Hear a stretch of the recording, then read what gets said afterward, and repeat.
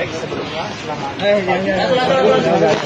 Iwayan Agus Suartama (Iwas) atau yang dikenal dengan Agus Buntung menjalani sidang perdana kasus pelecehan seksual fisik yang digelar secara tertutup di Pengadilan Negeri PN Mataram, Pulau Lombok, Nusa Tenggara Barat, Kamis 16 Januari 2025. Pengadilan menggelar sidang perdana Agus secara tertutup dengan tetap melihat hak-hak terdakwa sebagai penyandang disabilitas. Adapun agenda persidangan yaitu pembacaan dakwaan. Agus tiba di PN Mataram menggunakan mobil tahanan milik lapas kelas 1A sekitar pukul 8.30 WITA bersama penasihat hukumnya. Sebelum sidang dimulai, Agus sempat mengeluhkan berbagai penyakit muncul selama ditahan. Ia mengalami badan gatal karena kondisi kamar tahanan yang tidak sesuai dengan keinginannya. Lantaran merasa tidak nyaman dengan keadaan tersebut, Agus pun mengajukan pengalihan penahanan. Ia meminta menjadi tahanan rumah agar mendapat perlakuan yang layak. Prosedur itu tidak nyaman, Bu. Sampai kepala RT Pak Deni namanya datang ke kamar itu, Bu, mau dipasang soal, dia bilang tapi tidak dipasang di hari itu karena bisa hanya memohon satu, penuhi hak-hak saya, Pak. Dengan saya tidak bisa gatal badan saya, capek segas-gas ditaruh di luar gua. Saya siap akan dihukum dengan kesalahan saya atau apa, tapi setidaknya hak saya, kalau memang saya salah ya hukum, kalau memang saya ya gitu.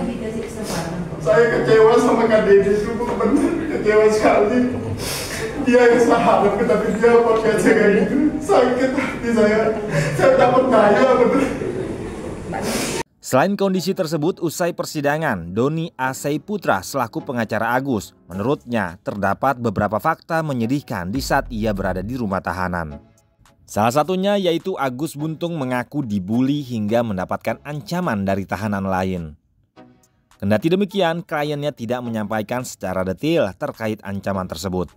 Yang kedua, Agus Buntung yang diduga melakukan pelecehan terhadap belasan wanita ini didakwa dengan pasal 6A dan atau pasal 6C jungto pasal 15 huruf E Undang-Undang Nomor 12 Tahun 2022 tentang tindak pidana kekerasan seksual yang diancam 12 tahun penjara dan didenda 300 juta rupiah akibat perbuatannya. Meski begitu, tim penasihat hukum Agus Buntung tidak mengajukan eksepsi atau keberatan terhadap dakwaan JPU. Sebab menurutnya kejadian yang disampaikan tidak sesuai dengan fakta yang sebenarnya.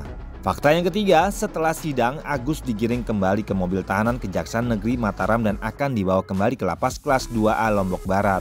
Namun saat itu ibu Agus yang mengantar putranya ke mobil tahanan sempat jatuh pingsan dan terbentur di halaman PN Mataram hingga kepalanya mengeluarkan darah. Agus yang sudah masuk ke dalam mobil tahanan langsung berteriak histeris melihat kondisi sang ibu. Tetapi mobil tahanan tersebut tetap melaju meninggalkan PN Mataram, sementara ibu Agus langsung dibawa ke Rumah Sakit Bayangkara untuk menjalani perawatan medis.